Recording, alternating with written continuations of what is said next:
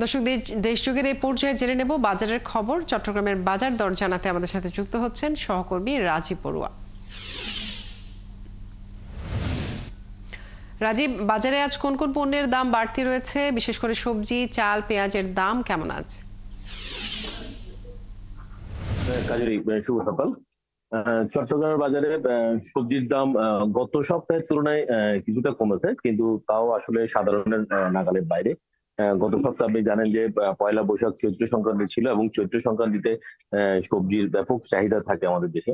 তো সেই জন্য ওই সবজির দাম ওই সময় বেশ বেড়ে গিয়েছিল।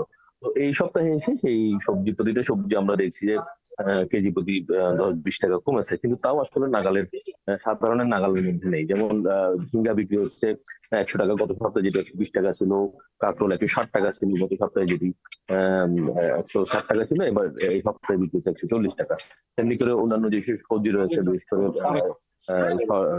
শশা বিক্রি হচ্ছে 60 থেকে 80 টাকা, গত সপ্তাহে সেটা 100 টাকা ছিল। তো এরকম করে প্রতিটি সবজির দামই কিন্তু কমছে, কিন্তু তাও আসলে নাগাল কিছুটা বাইরে। এবং বিক্রেতারা বলছেন যে গ্রীষ্মকালীন সবজির এখন সরবরাহটা আস্তে আস্তে বাড়ছে।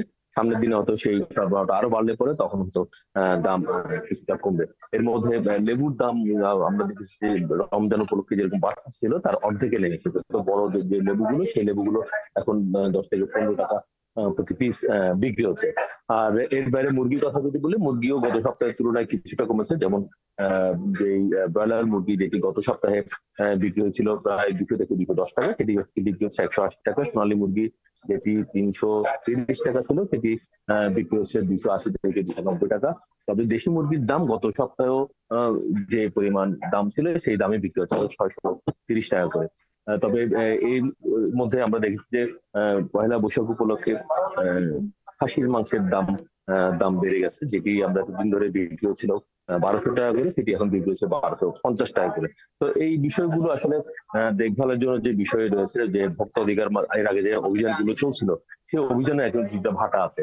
এবং এই কারণে আমরা দেখছি যে চাহিদা যখন বাড়ে, তখন ব্যবসায়ীরা কিন্তু দামটা আসলে বাড়িয়ে দেয়। তো এই দামটা নিয়ন্ত্রণ করার জন্য তাদের যে নিয়মিত যে মনিটরিং বিষয়গুলো, সেইগুলো আসলে থাকছে না। তো এই কারণে আমরা দেখছি যে যখনই চাহিদাটা বাড়ছে বা সরবরাহ বিস্তার করছে, তখন আসলে দামটা বাড়ছে। আর আপনি জানেন যে বাজার মনিটরিং ঠিকমতো হচ্ছে না, যে কারণেই পণ্যের দাম বাড়তে, এটাই বলছেন ক্রেতারা। আপনি যেমনটা বলছিলেন। রাজীব, আপনাকে অনেক ধন্যবাদ যুক্ত থাকার জন্য। দর্শক